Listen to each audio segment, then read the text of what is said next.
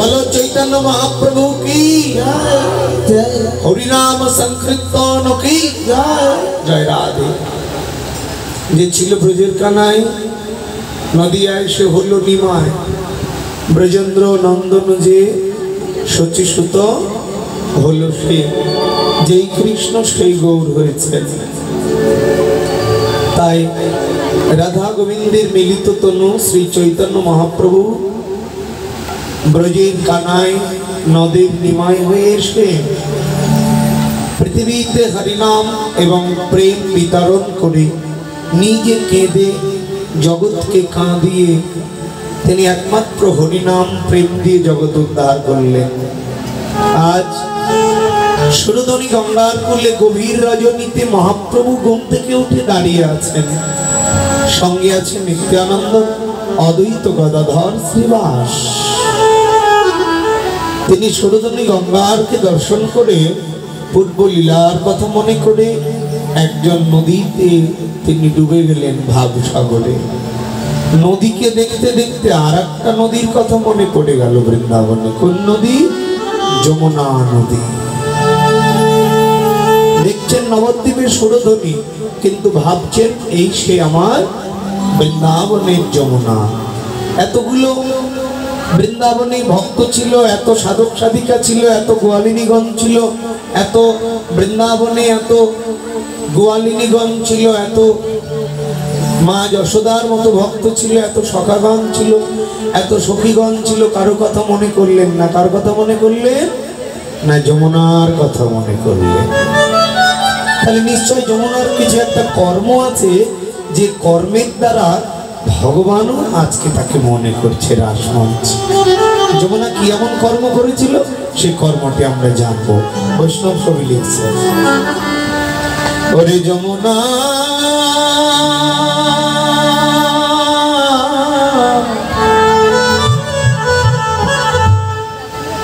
বল বলয় যমুনা,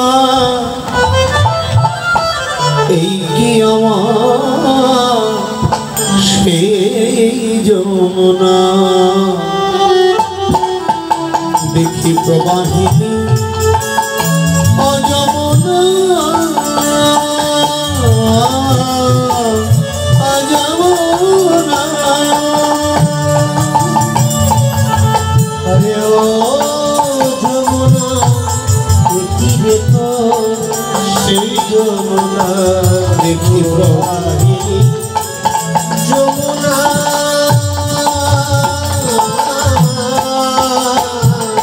ওই যার বিশাল তটে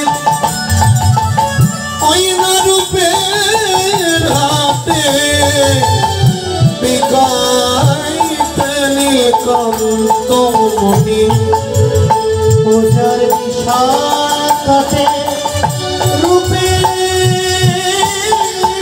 হাতে বিকাইতেন কান্ত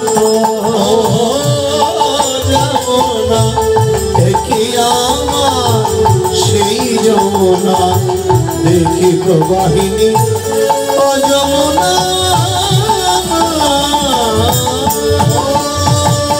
যমুনা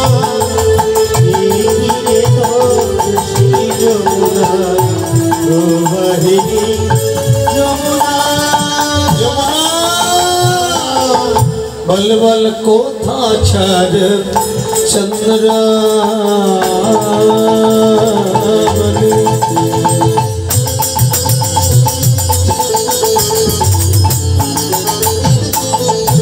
কোথা বা তোমার জল কোথা ছাড়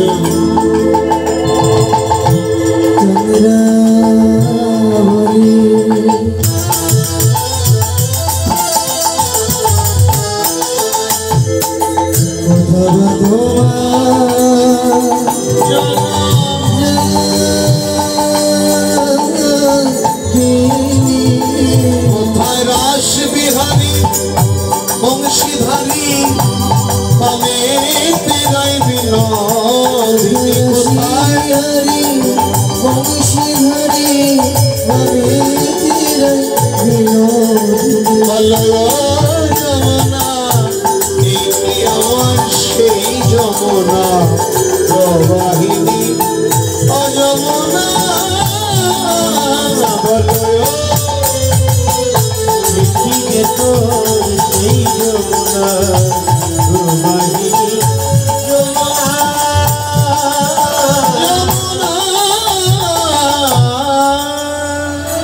যমুনা।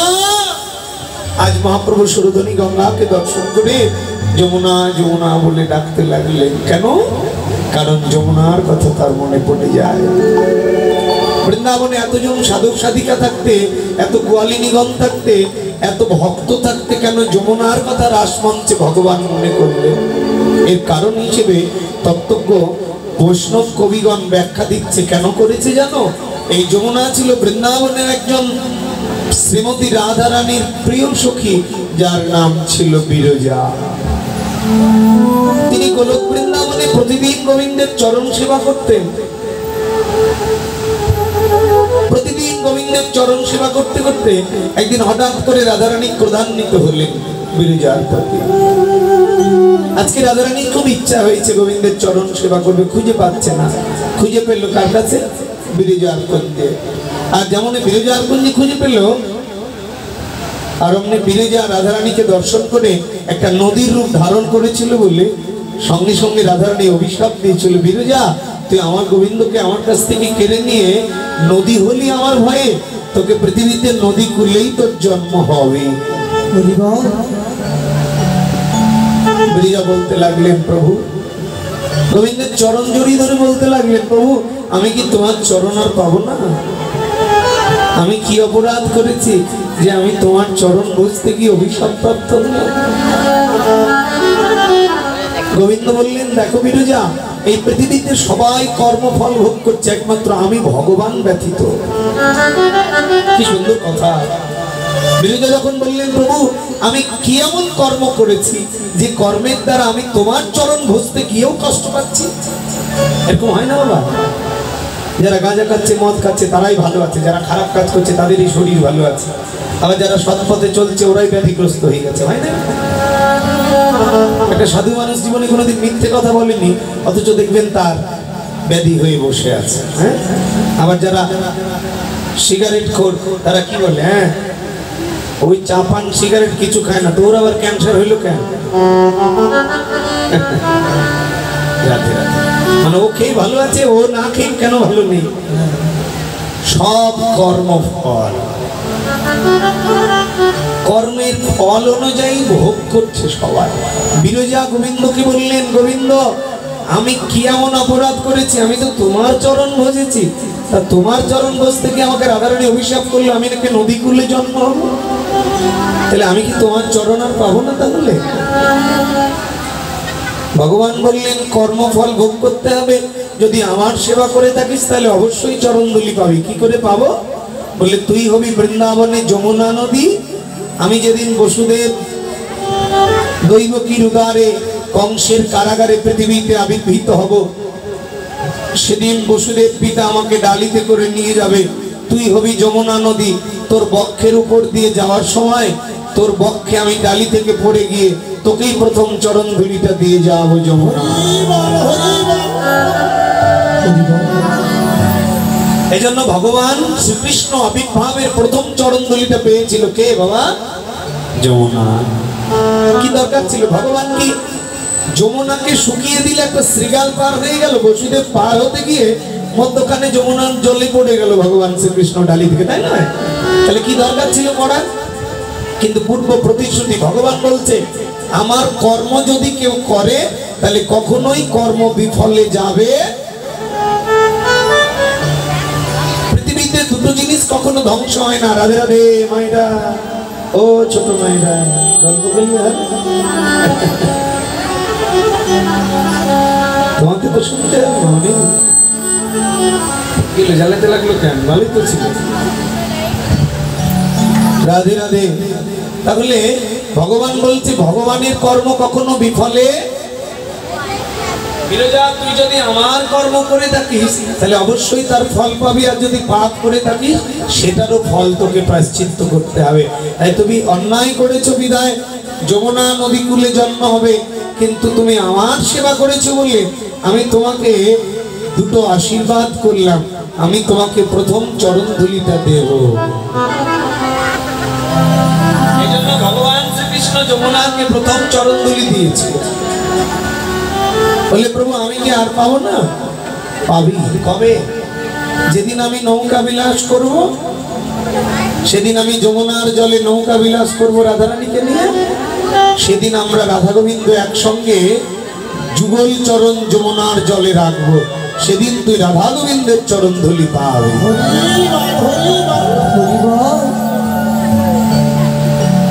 তাহলে একে তো প্রথম চরণ ধুলি পেলে, তারপরে যমুনা রাধা গোবিন্দের চরণ ধুলি পেয়ে গেল। কবে? যেদিন নৌকা বিলাস করে। তা বললে যেদিন আমি নৌকা বিলাস করব সেদিনই আমি তোর পক্ষে রাধা গোবিন্দ যুগল চরণ রাখবো। প্রভু, আমি কি বৈষ্ণবের চরণ ধুলি পাবো না? শুধু তাই নয় রে যমুনা, তুই প্রথম চরণ ধুলি পাবি, রাধা গোবিন্দের চরণ ধুলি পাবি। শুধু তা নয়, আমি যখন পৃথিবীতে বৃন্দাবন সাজাবো তখন যমুনার ধারে বৃন্দাবন হবে। যত পৃথিবীর মানুষ বৃন্দাবন দর্শন করতে যাবে সবাই যমুনার জলে স্নান করবে। কোটি কোটি ভক্তের চরণ ধুলি তোর বক্ষে পড়বে। এই যে কত সুন্দর কথা রাসমঞ্চে রাধে। এই কত সুন্দর শিক্ষা জগৎকে দিলেন রাসের কথায়। পদের সঙ্গে ব্যাখ্যা, পদাবলী, পদ যোগ আবলি, পদাবলী। আবলি শব্দের অর্থ বিশ্লেষণ। খালি পদ শুনলে হবে না, পদের বিশ্লেষণটা শুনতে। রাধে রাধে। তো এখানে বলছেন, তাহলে এইখান থেকে আমরা কি শিক্ষা পেলাম? ভগবান বলছে পৃথিবীতে দুটি জিনিস কখনো ধ্বংস হবে না, এক হচ্ছে আমার ভক্ত আর আমার ধাম। আমার ভক্তের কর্ম কখনো নষ্ট হয় না, আমার ভক্তের কর্ম কখনো ধ্বংস হয় না। একটি ডাকাত ভাগবতে বলছে, এক ডাকাত সারা জনম ডাকাতি করতে গিয়ে মধ্যবয়স এক সাধুকে ডাকাতি করতে গেছে। মধ্যবয়সের সাধুকে ডাকাতি করতে গিয়ে সাধু ডাকাতকে কৃপা করছে, ভাই তুমি সব নিয়ে নাও, আমি সাধু মানুষ, আশ্রমে থাকি, আমার কাছে ডাল চাল ছাড়া কিছু নেই, তবে তোমার কাছে একটা নিবেদন, তুমি ডাকাতি করে যে টাকাগুলো সংসারের জন্য নষ্ট করছো, তুমি ডাকাতি করে যে সংসারকে পরিচালনা করছো, তোমার পাপ তোমাকে নিতে হবে। তুমি যাদের জন্য পরিশ্রম করছো ওরা তোমার পাপের দায়ভার নিবে না, তোমার একটা পাপের অংশ তারাও নিবে না। বরং তুমি যদি টাকাগুলো রেখে যাও তাহলে ওই টাকা দিয়ে যত পাপ করবে প্রত্যেকটা পাপের অংশ তোমাকে নিতে হবে। এই কথা শুনে ডাকাতের জ্ঞানের প্রদীপটা জ্বলে যায়। ডাকাতি ছেড়ে দিয়ে আত্মসমর্পণ করে। ওই ডাকাত বিয়ে করেনি, ভাই ভাতিজাকে ডাকাতি করে খাওয়াতো। যত টাকা ছিল শেষ বয়সে সমস্ত টাকা গুরুদেবের কাছে আশ্রিত হয়ে দীক্ষা নিয়ে একটা মন্দির বানিয়ে দিয়ে মরে গেল। পরবর্তী জন্মে তার জন্ম হয়ে গেল কোথায়? অর্ধেক জীবন পাপ করেছে, অর্ধেক জীবন ভগবানের সেবা করেছে। এদের গতি কি হবে? বলছে অর্ধেক জীবনে মানুষের প্রচুর ক্ষতি করেছে বলে এর পশুকুলে জন্ম হবে, কিন্তু শেষ বয়সে যে ভগবানের সেবা করলে আত্মসমর্পণ করে তাহলে এর কিছু হবে না। এজন্য ওর জন্ম হয়ে গেল জগন্নাথ ধামে একটা টিকটিকি রূপে জন্মগ্রহণ করলে। তাহলে লাভ কি হলো বাবা? টিকটিকি কুলে জন্ম হলো, লাভ কি হলো? পশুকুলেই তো হয়ে গেল। তাহলে আত্মসমর্পণ করে লাভ কি হলো? বলে লাভ দুটো আছে। এক, ভগবান বলছে আমার কর্ম করে কেউ যদি পশুকুলেও জন্ম হয় তবু আমি তাকে বৈষ্ণব দিয়ে উদ্ধার করব। আর বৃন্দাবনে জন্মগ্রহণ করেছে, জগন্নাথ ধামে জন্মগ্রহণ করেছে, জগন্নাথ ধামে বৃন্দাবনে যারা পশুকুলে জন্মে তারা আমাদের মতো মানুষের থেকে অনেক উন্নত কুলে জন্মগ্রহণ করেছে। কেন? কারণ আমরা মানুষ হয়ে যা পারি না, বৃন্দাবনের পশুরা, বৃন্দাবনে জগন্নাথ ধামের পশুরা, ওরা কখনো কৃষ্ণ নামবিহীন তো হয় না। জগন্নাথ ধামে যারা জন্মগ্রহণ করেছে তাদের বদনে তো মাছ মাংস ওঠে না, তারা তো কোনোদিন কৃষ্ণ নামবিহীন হয় না। জগন্নাথ ধামে একটা গাছ খেতে টিকটিকি রূপে জন্মগ্রহণ করল, লক্ষ লক্ষ ভক্ত জগন্নাথ দর্শন করতে আসছে, কৃষ্ণ নাম করছে, ওই কৃষ্ণ নামের আওয়াজ টিকটিকির কর্ণে যাচ্ছে। যে কোনো ধামে পশুকুলে জন্মগ্রহণ অতি উত্তম। এই জন্য তো নরোত্তম দাস ঠাকুর মহাশয় তার প্রেম ভক্তি চন্দ্রিকা গ্রন্থে লিখে দিলেন, প্রভু এবারে তো মানুষ কুলে জন্মে মানুষকে আচরণ করিলাম না, তবে যদি কোনো পশু কুলে জন্ম দাও তবে যেন বৃন্দাবনের পশু কুলে জন্ম দিও।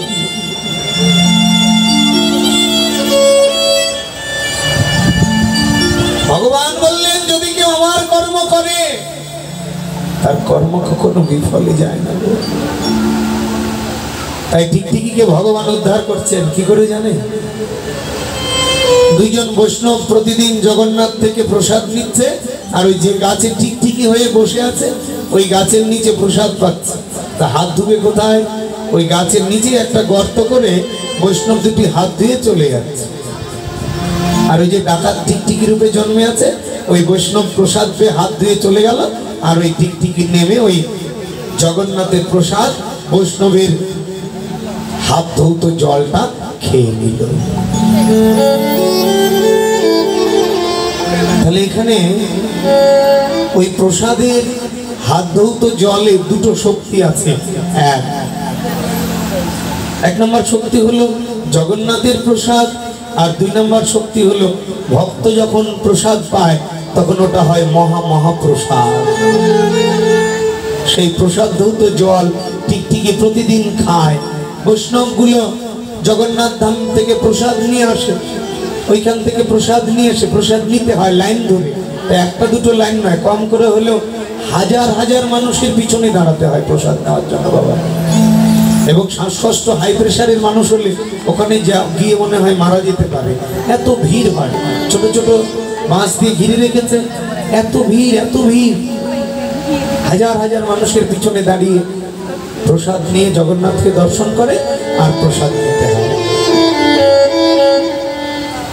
তো সেখানে প্রতিদিন প্রসাদ নিয়ে এসে ওই গাছের নিচে খায়, আর ওই হাত ধুয়ে চলে যায় ওই জলটা টিকটিকি নেমে নেমে খায়।